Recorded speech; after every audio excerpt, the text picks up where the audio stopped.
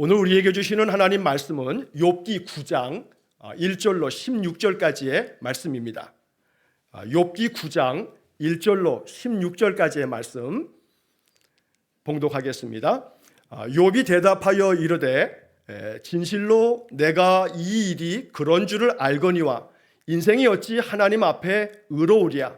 사람이 하나님께 변론하기를 좋아할지라도 천마디에 한마디도 대답하지 못하리라.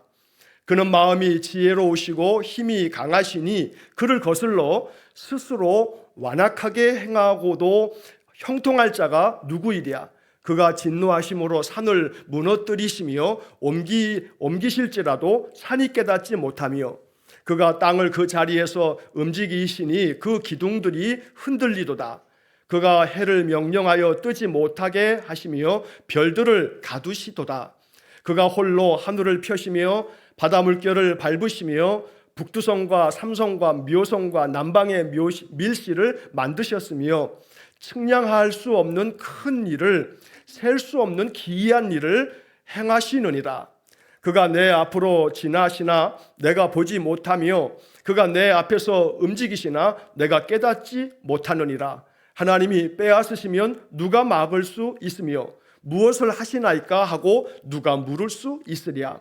하나님이 진노를 돌이키지 아니하시나니 라합을 돕는 자들이 그 밑에 굴복하겠거든. 하물며 내가 감히 대답하겠으며 그 앞에서 무슨 말을 택하랴.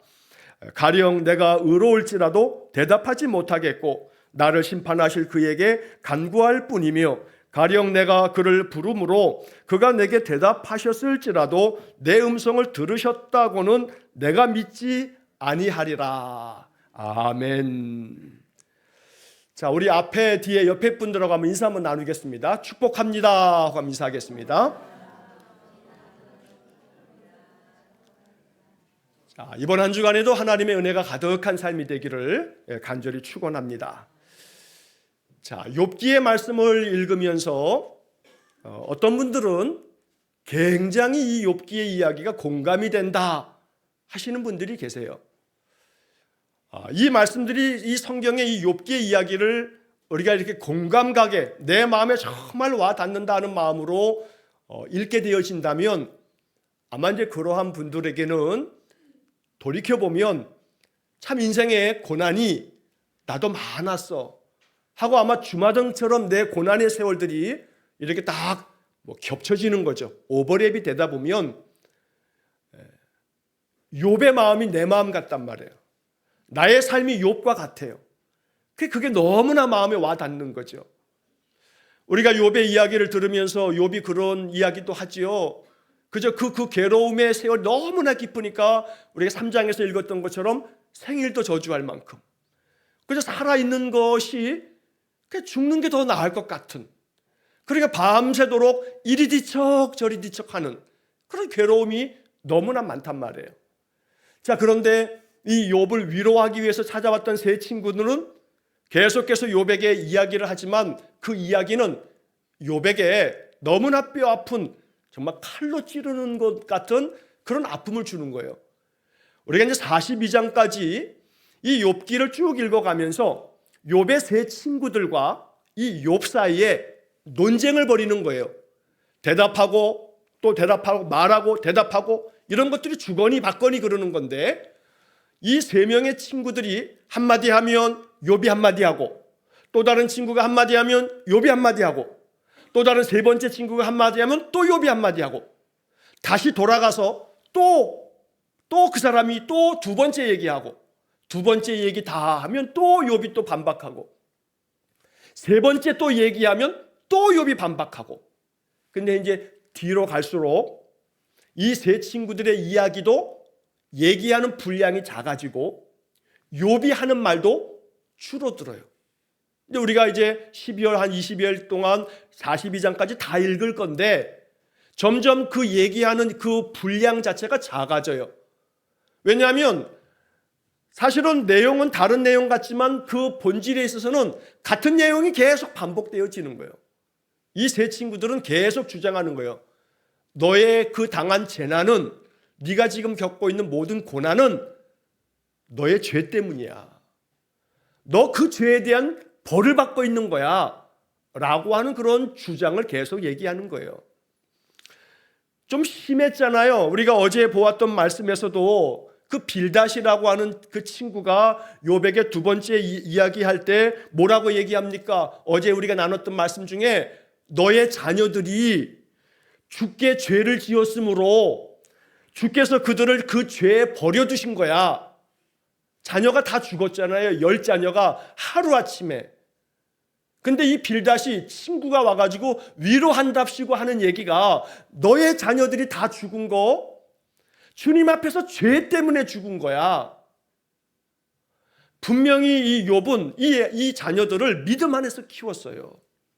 진실한 믿음 안에서 이 자녀들이 아버지의 그 믿음을 따라서 살았단 말이에요. 생일만 되면 하나님 앞에 번제 드리면서 지난 1년 동안에 죄 지은 것이 있을까 싶어서 정말로 참회하면서 예배 드리면서 경건하게 살았단 말이에요.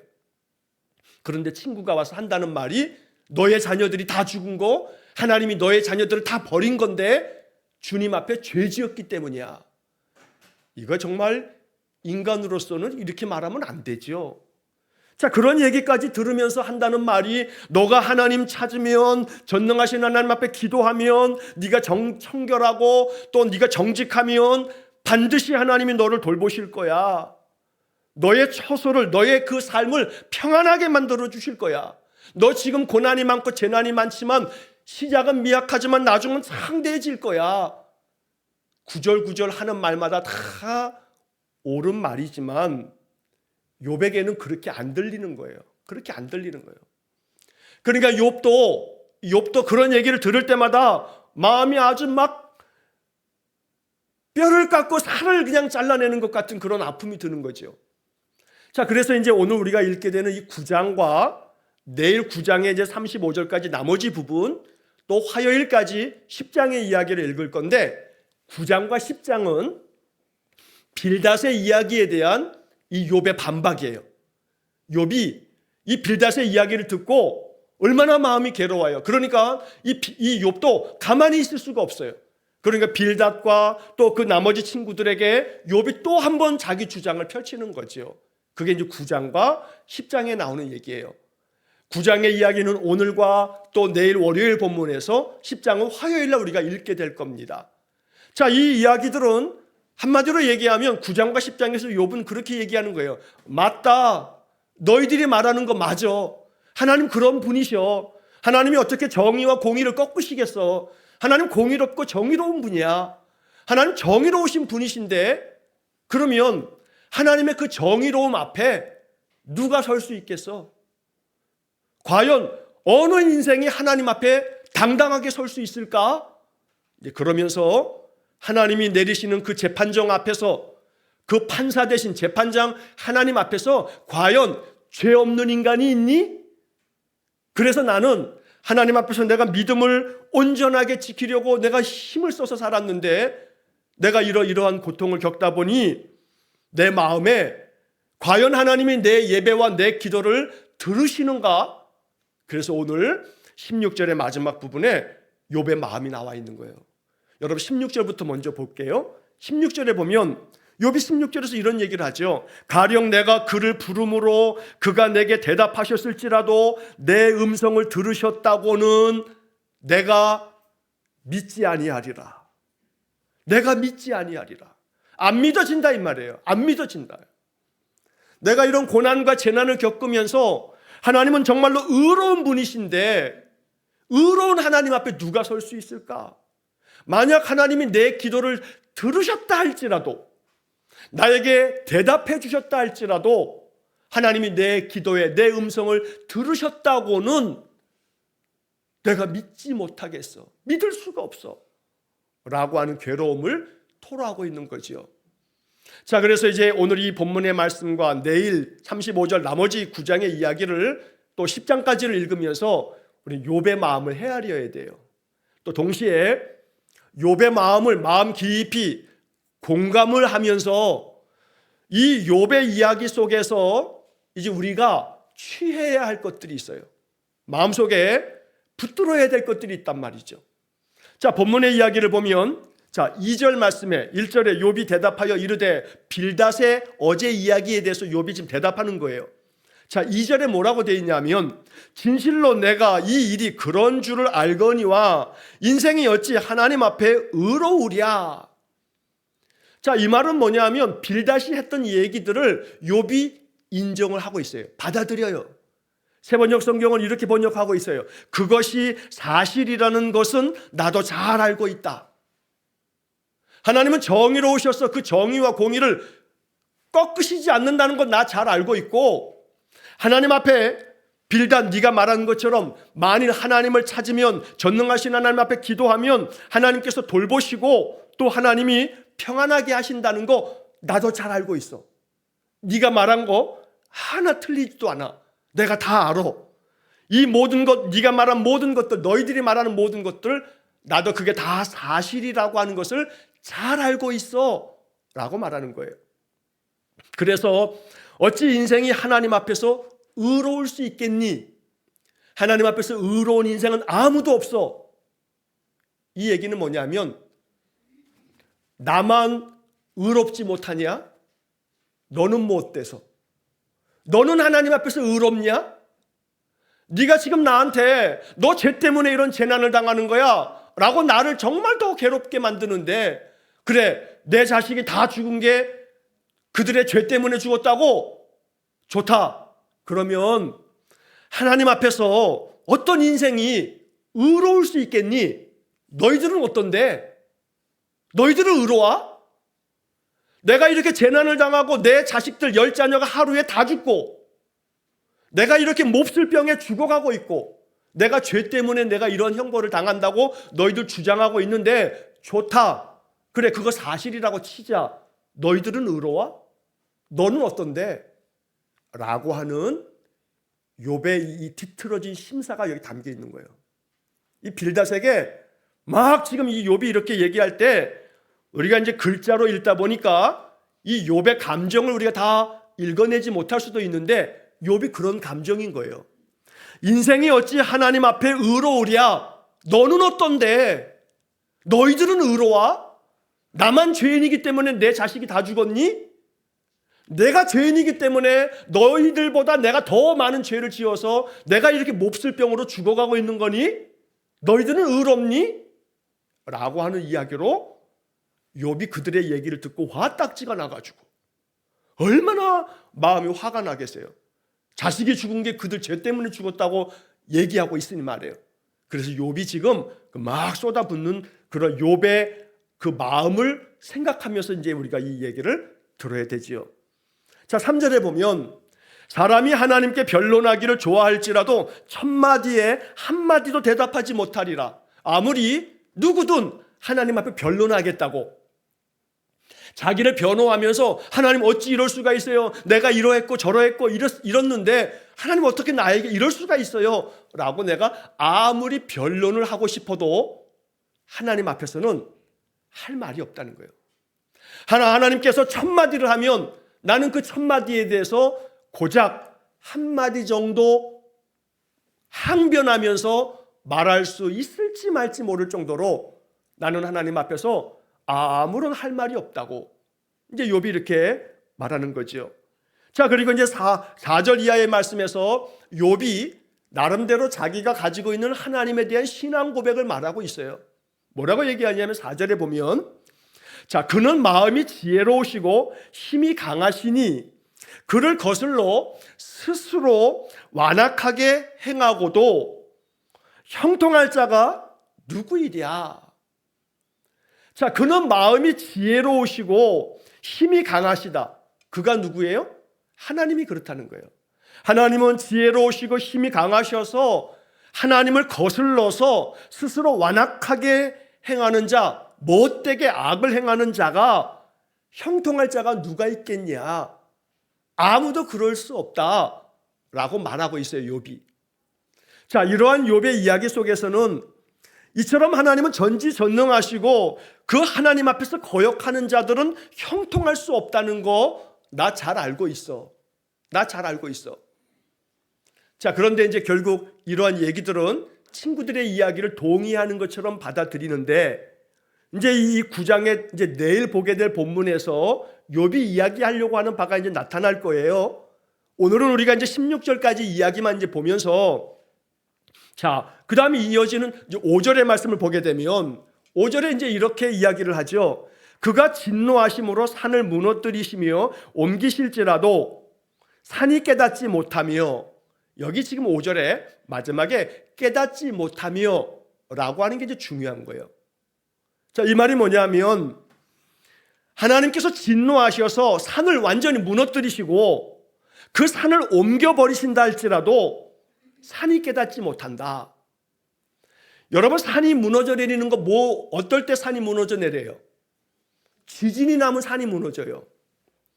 아무리 큰 이 산도요, 지진이 나면 다 무너져 버려요. 지진이 나면 이쪽에 있는 산이 저쪽으로 옮겨지듯이 막 땅이 갈라지니까 땅들이 막 옮겨지게 되는 거 아니겠어요? 그러니까 어찌 보면 이 욥은 그런 지진과 같은 그런 상황을 아마 머릿속에 그림을 그리듯이 이렇게 말하고 있는 거예요. 자, 하나님이 진노하시면 지진으로 산도 무너뜨리고 이 산도 다 옮겨 놓으실 만큼 하나님의 진노하심이 있어. 그런데 그 진노하심으로 하나님의 모든 걸 다 무너뜨리셔도 깨닫지 못한다고요. 누가요? 우리 인생들이 그런 거예요. 하나님이 다 무너뜨리셔도, 하나님이 다 이렇게 옮겨 놓으셔도 인생들이 깨닫지 못할 때가 너무 많다고 얘기하는 거예요. 욥은 지금 이게 자기 자신의 이야기를 하고 있어요. 그 뒷부분에 또 한 번 나오는데, 하나님께서 어떻게 심판하시고 어떻게 하셔도 깨닫지 못할 때가 있는데, 그래, 내가 그렇다, 내가 알지 못한다. 자, 그 다음에 이어지는 말씀에 6절 말씀에 보면 그가 땅을 그 자리에서 움직이시니 그 기둥들이 흔들리도다. 땅이 그 자리에서 움직이는 거 지금 다 5절도 6절도 산사태가 나고 지진으로 산이 무너지고 땅이 움직이고 그 기둥들이 흔들리고, 이거 다 지진 상황에서 벌어질 수 있는 일들을 얘기하는 거예요. 자, 그리고 7절에 보면 그가 해를 명령하여 뜨지 못하게 하시며 별들을 가두시도다. 자, 해를 명령해서 뜨지 못하게 하고 별들을 가두신다. 우리야 지금은 과학의 시대를 사니까 소위 말해 일식, 월식, 그러면 미리 다 예측을 해서 오늘 몇 시에 일식이 일어납니다. 그러면 달이 이렇게 쫙 가려서 태양이 사라지잖아요. 그런데 태양이 사라지고 월식, 달이 사라지는 이런 현상을 우리는 대수롭지 않게 여겨요. 다 일기예보 듣다 보게 되면 내일은 일식이 있습니다. 이 일식이 지나면 몇 년 지난 다음에 일식이 있습니다. 일식이 언제 또다시 일어날 건가도 다 예측을 하는 과학의 시대를 살고 있어요. 그런데 여러분 사극 같은 거 보게 되면 일식이 벌어지면 막 온 백성들이 큰 재앙이 벌어질 거라고, 임금이 덕이 없어서 우리에게 재앙이 하늘이 놓였다고 그랬던 시절이 있었잖아요.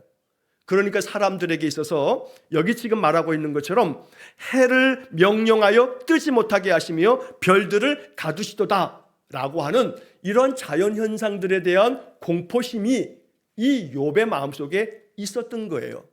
그런데 이런 얘기는 오늘 우리에게는 별거 아닌 것 같지만 이 얘기 속에 담겨 있는 것은 그 다음에 나오는 이야기와 함께 8절에 보면 그가 홀로 하늘을 펴시며 바다 물결을 밟으시며 9절 북두성과 삼성과 묘성과 남방의 밀실을 만드셨으며, 자, 이 8절과 9절의 이야기는 결국 하나님이 해도 뜨지 못하게 하고 별들도 가두어 버리시고, 그리고 하늘을 홀로 다 펼치셔서 또 바다 물결도 다 밟으시고 하늘과 바다와 해와 별들과 모든 자연 만물들을 창조주 하나님이 다스리신다라고 말하는 거예요.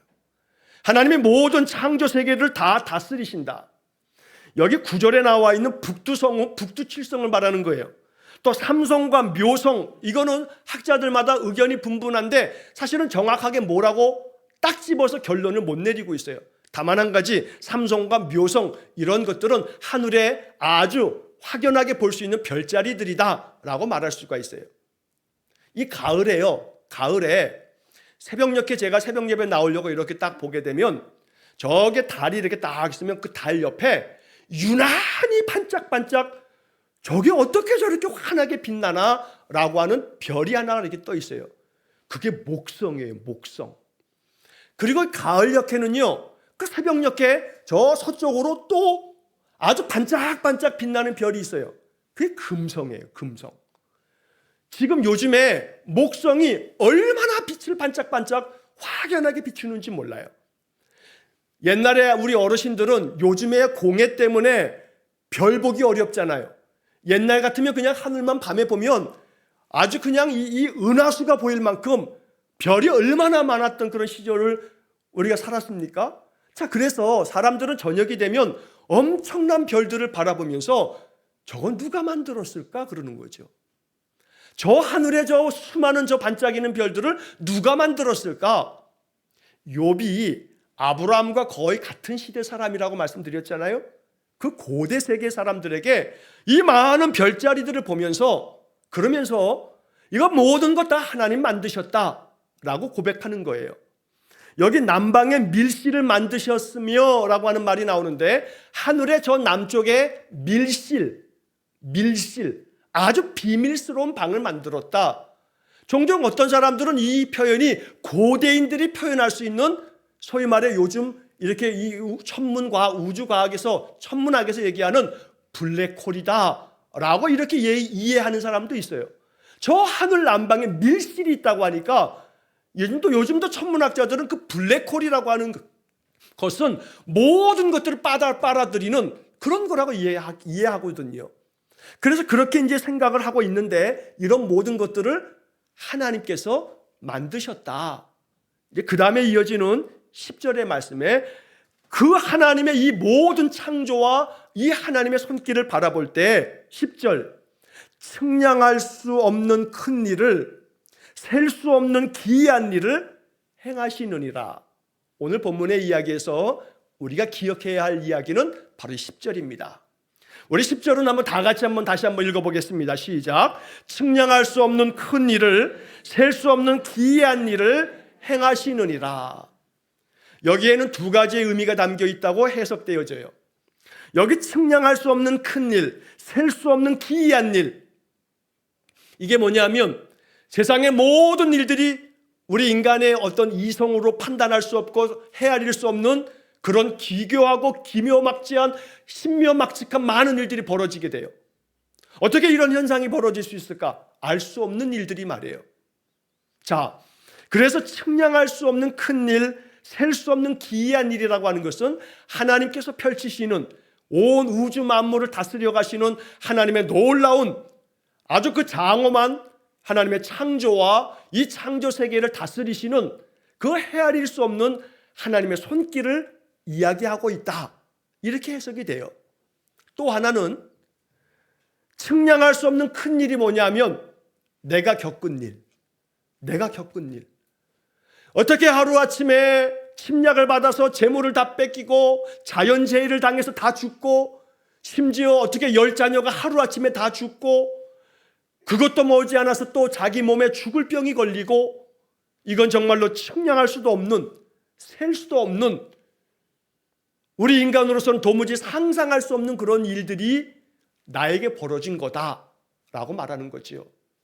그러니까 욥은 이 이야기를 함으로써 어떤 자기의 마음을 표현하는 거냐면 지금 내가 당하는 것은 죄를 지었기 때문에 죄의 결과가 이런 형벌인데 네가 지금 죄의 결과로 그 죄라고 하는 원인 때문에 너가 지금 당하는 이 모든 재난이 결과로 따라온 거야 라고 친구들이 주장하지만 난 그건 받아들일 수 없어.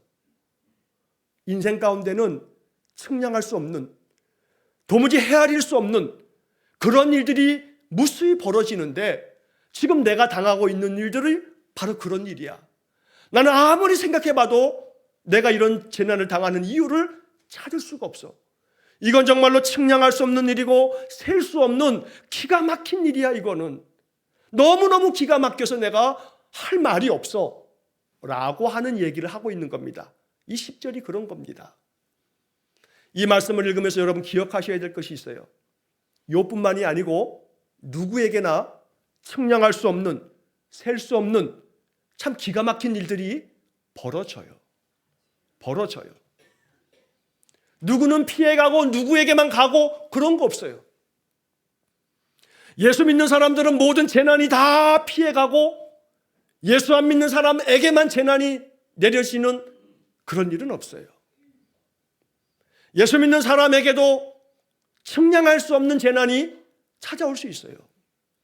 내가 이렇게 셀 수 없는, 내가 모든 것들을 셀 수 없어요. 셀 수 없는, 즉 다시 말해서 예측할 수 없는 기이한 일들, 기가 막힌 일들이 벌어진다 이 말이에요.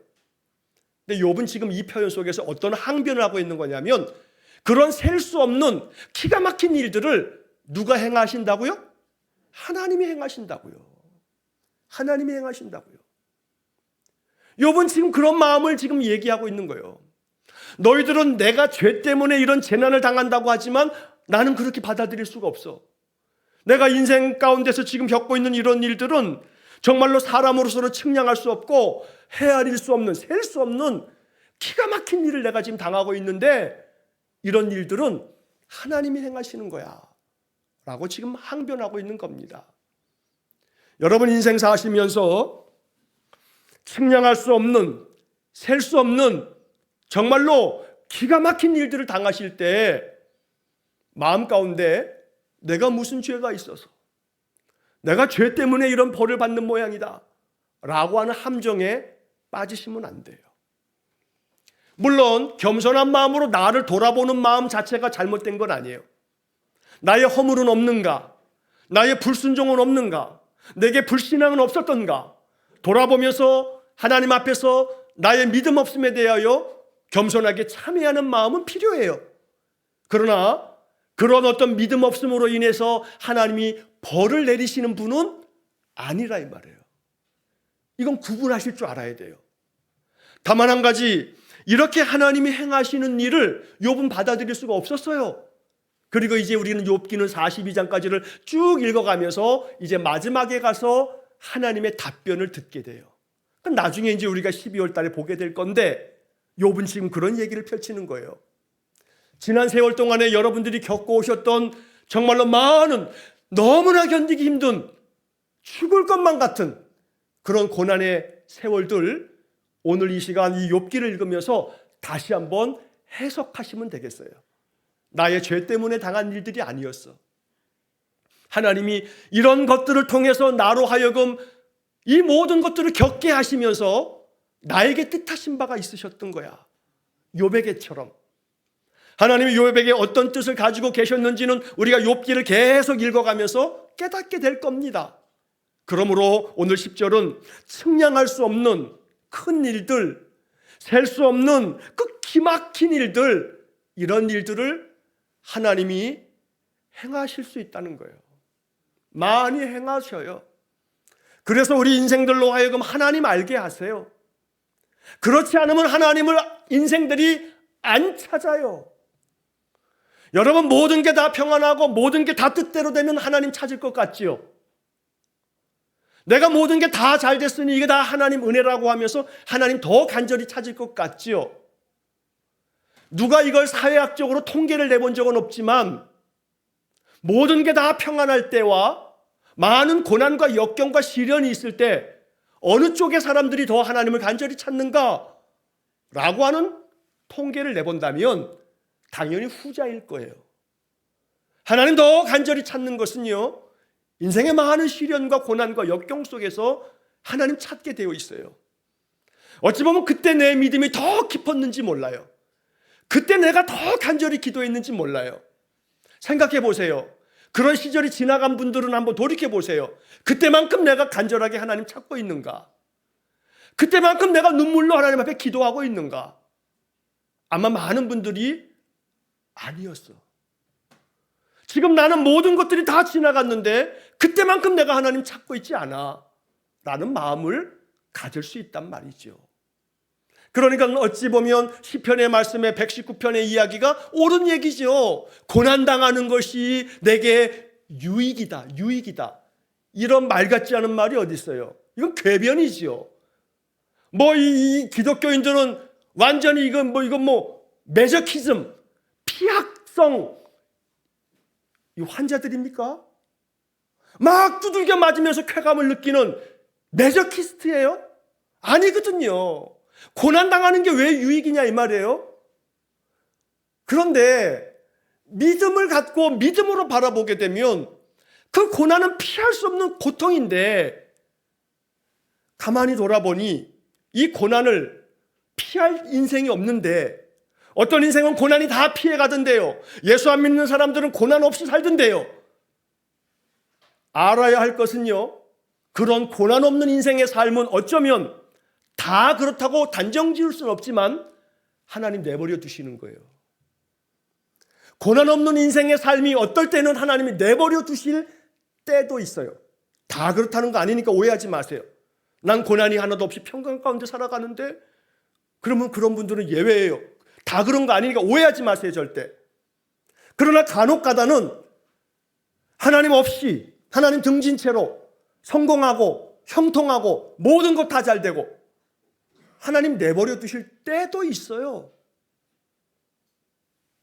그래서 우리는 고난 앞에서 정말로 이 욥기가 가르쳐주는 믿음을 확고하게 가지고 있어야 돼요.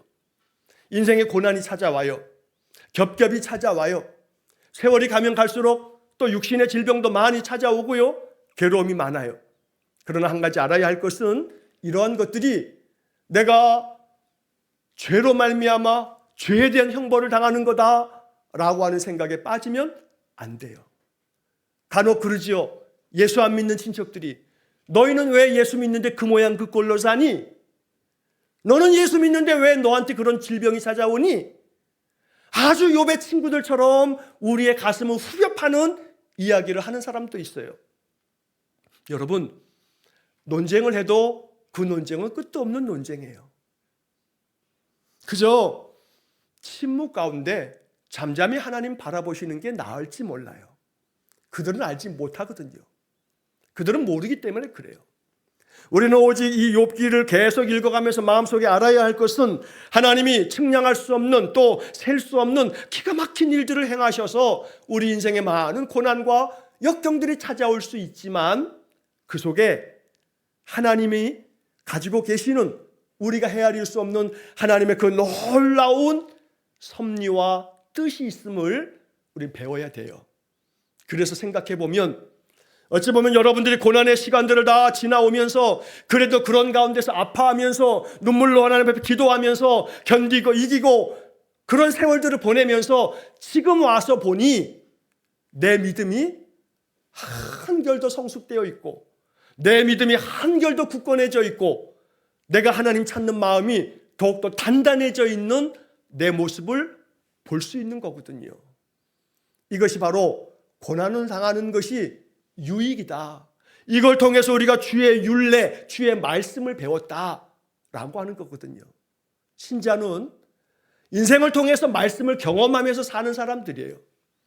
하나님의 이 성경의 약속의 말씀이 진리구나 라고 하는 것들 내 삶을 통해서 경험하는 사람들이 신자인 거죠. 그러므로 우리의 인생을 통해서 하나님의 은혜를 더 많이 경험하실 수 있기를 축복합니다.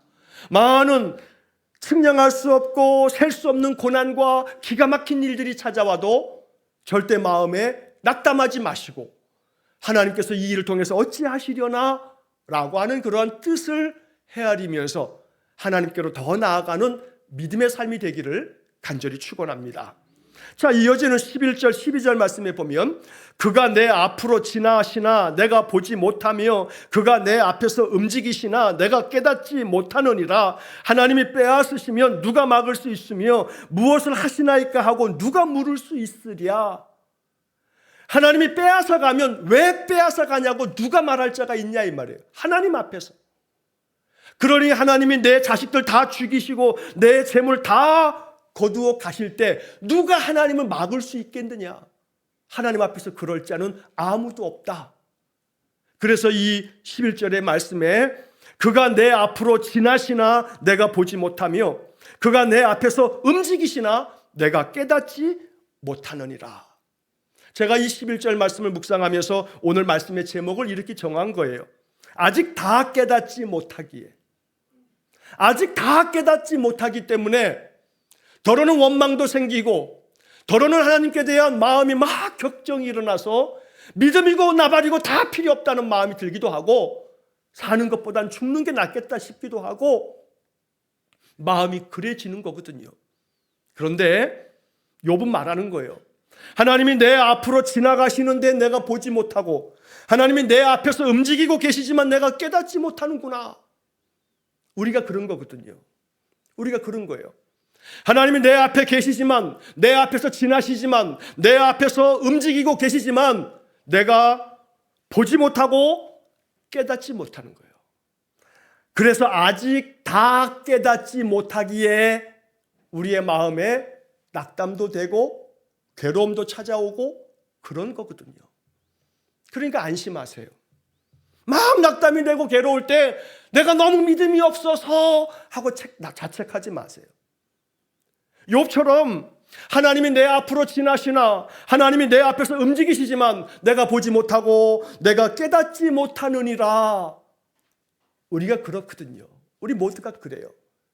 그래서 내가 하나님을 보지 못하고 내가 깨닫지 못하기 때문에 내 마음에 어떨 때는 믿음이 있다가도 어떨 때는 믿음이 무너지고 어떨 때는 평안했다가도 어떨 때는 막 불안하고 어떨 때는 감사했다가도 어떨 때는 막 짜증이 나고 나는 왜 이럴까? 자책하시지 마세요. 우리가 그렇게 연약한 거예요. 욥은 계속해서 자신의 연약함을 계속 얘기하고 있어요. 연약하기 때문에 그래요. 깨닫지 못하기 때문에 그러나 아직 다 깨닫지 못하기에 그런 거예요. 아직 다 깨닫지 못하였기 때문에.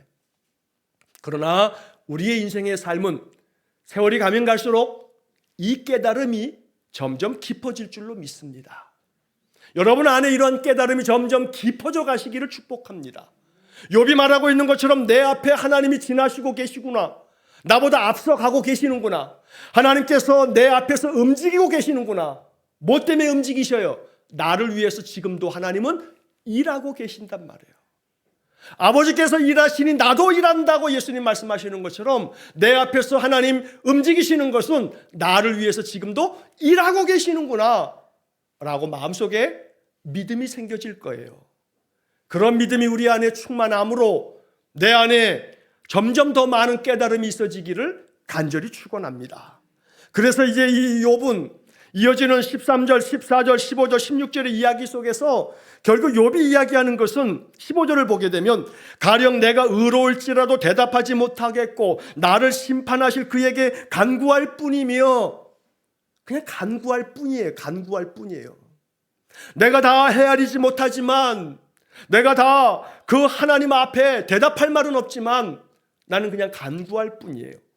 그리고 오직 내 마음속에 정말로 하나님 앞에 기도하면 기도할수록 하나님이 나에게 대답하셨을 텐데 16절에 다시 한 번 더 가령 내가 그를 부름으로 그가 내게 다 대답하셨을지라도 내 음성을 들으셨다고는 내가 믿지 아니하리라.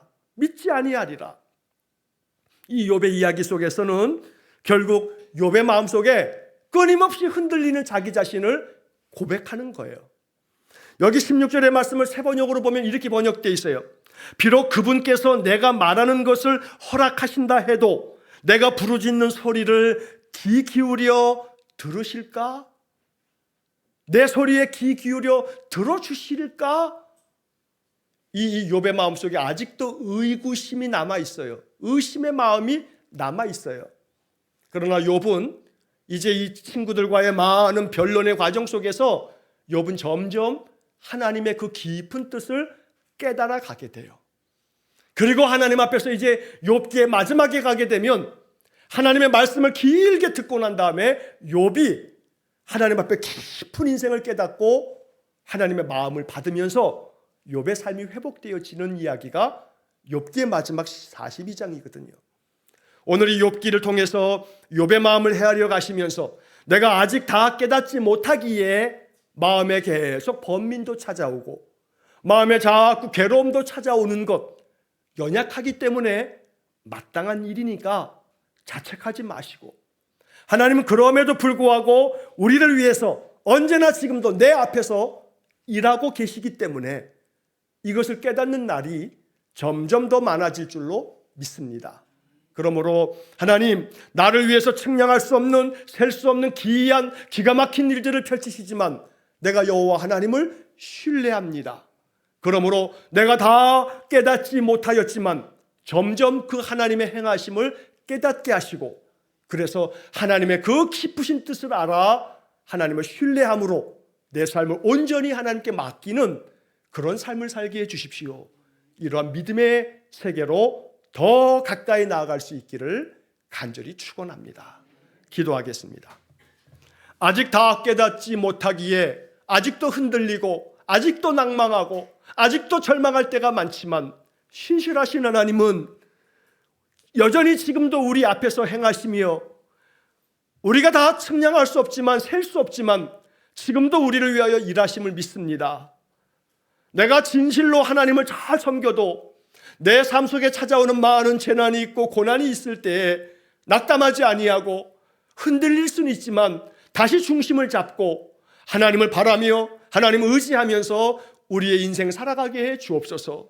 그로 말미암아 하나님의 은혜가 더욱더 충만하게 임하여 더 깊은 깨달음을 통해서 하나님의 그 인도하심에 따라 순종하며 나아가는 우리 성도들 되게 해 주옵소서. 지금도 여전히 인생의 시련과 고난과 역경들이 많고 육신의 질병으로 괴로움이 많은 우리 성도들을 위로하여 주시고, 내가 안다 말씀해 주시고, 내가 너를 위해서 지금도 일하고 있다 말씀하여 주시고, 하나님의 그 깊으신 역사하심을 깨닫는 은혜를 허락해 주옵소서. 모든 것을 주님께 의탁하며 예수님 이름으로 기도하옵나이다. 아멘.